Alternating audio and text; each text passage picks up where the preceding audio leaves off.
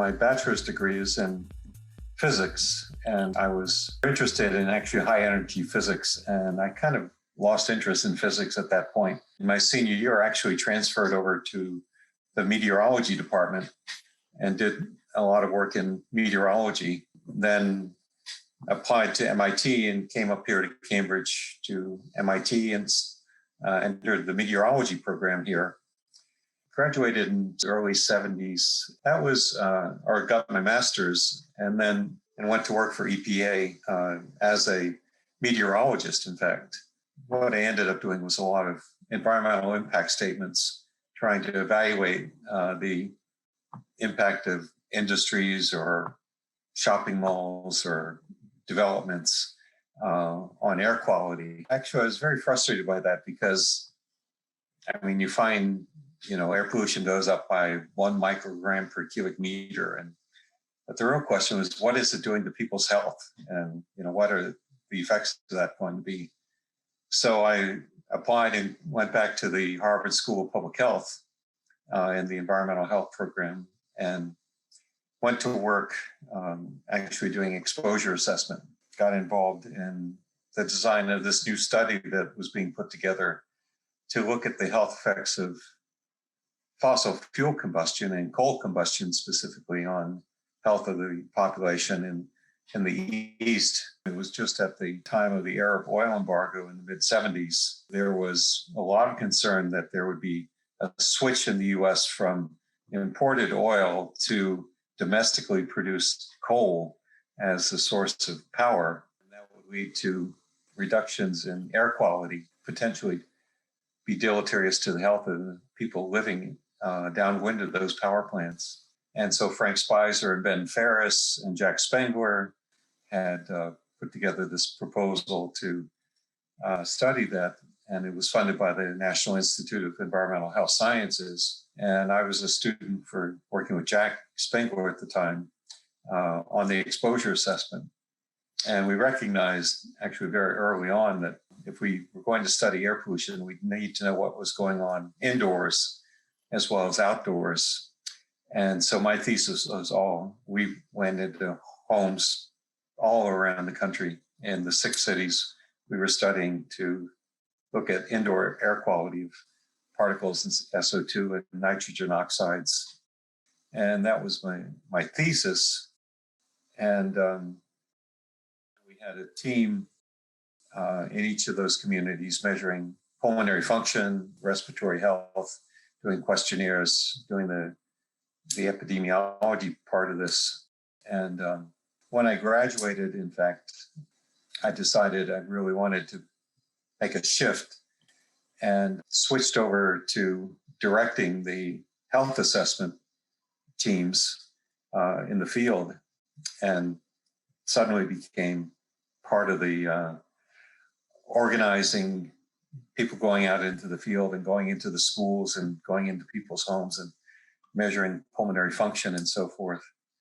And then putting those data together and merging it with the air pollution and, kind of learned epidemiology by the seat of my pants. And so it led to a whole series of studies that were really instrumental in defining the health effects of specifically particles in the air. The name of the study initially was the respiratory health effects of respirable particles and sulfur oxides. And it soon became clear that the main actor was these small particles.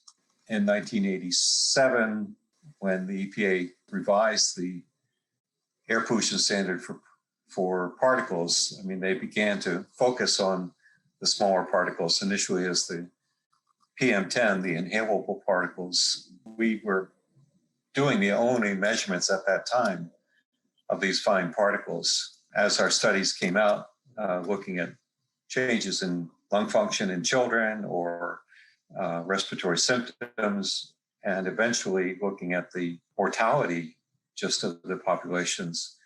In a paper we published in 1993, that was really the turning point that showed that people living in communities with higher particle levels were dying at a faster rate than people living in the cleaner communities.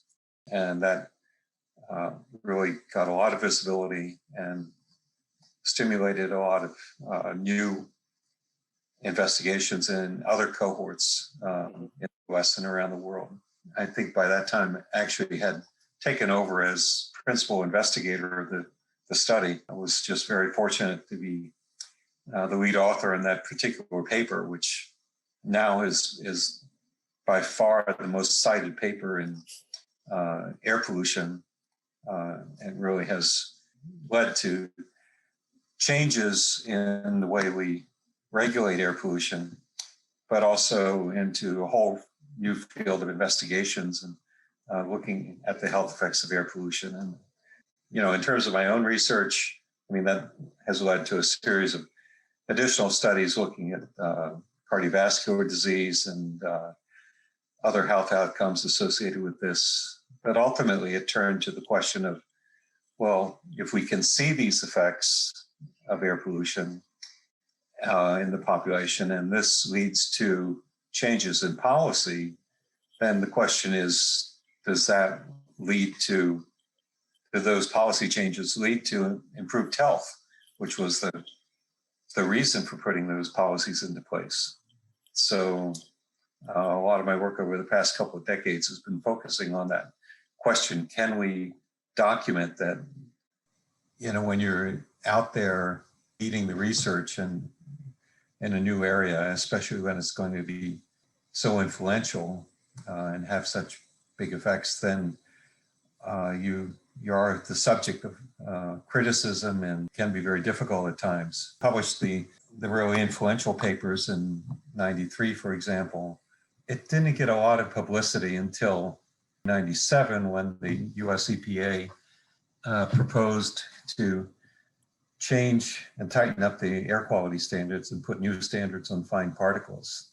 And suddenly these studies were very, very important and potentially were going to cost industry, millions and millions of dollars. And so a very difficult time. We were accused of scientific fraud, and Congress, in fact, demanded to see all our original data, including all the identifiable data for all the participants in our studies. And we went through many, many years of contesting this and trying to demonstrate that the credibility of the work we were doing. So all of our studies came into question just before 2000. We ultimately said, okay, we're going to turn over our data to an independent board headed by the Health Effects Institute. Fortunately, they were able to reproduce our results, and it all stood up.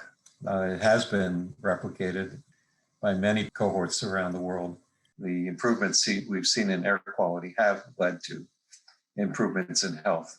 Many, many things are changing at the same time to improve people's health. And there have been remarkable improvements in life expectancy and reductions in disease around the world. And to tease out how much of that is due to improvements in air quality can be very challenging. But on the other hand, with creative designs and taking advantage of natural experiments that we do in epidemiology, we've been able to document significant health improvements, and in fact, larger health improvements than we would have predicted from the original epidemiology. So that's been very gratifying. I have to admit, that was at the point when I was working primarily on exposure assessment and less on epidemiology. And I do remember I was somewhat skeptical about why do we need a specific society on environmental epidemiology. There was the Society for Epidemiologic Research, and there were, other groups doing this. I remained skeptical for a little while, but once I started going to the meetings and seeing what they were doing, it was a very heady and exciting time to see all the work that was being done. There'd be, a few hundred people at these meetings. It was all very interesting and exciting work. And to see the society grow over the years, and thousands of people now who show up. It's really extraordinary. It's a very close community, and this is, meeting all your colleagues in one place, and it really is what made it so special and why it's grown so much. I have to give credit to John Goldsmith and Ray Neutra and those other founders who really had the vision to pull this together. I'm glad they did. I was elected to the council pretty early on, 92 or so. Joran and Pershagen and Alan Smith, in fact, twisted my arm to run for president. Then that must have been in 97. So I was president in 98 and 99. Having organized the meeting in Boston at the start of my presidency, and I think looking back on that period with the society, it was when we really transitioned from kind of a group of people getting together and doing this, and going from a volunteer organization, a professional organization that would sustain itself, and that, it wasn't really depending as much on the volunteer efforts of people to keep the activities going. I think there's been continued growth, and clearly there's been more successes there, although we still struggle with those activities.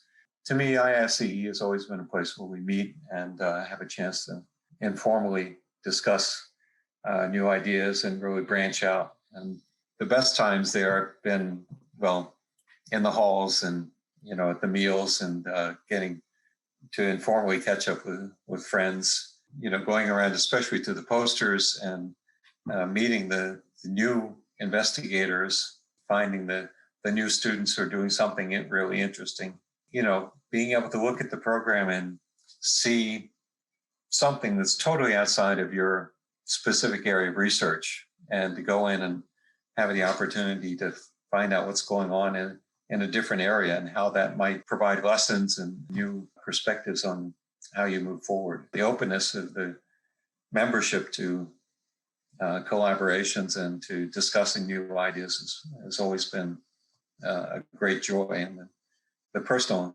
contacts are so important there.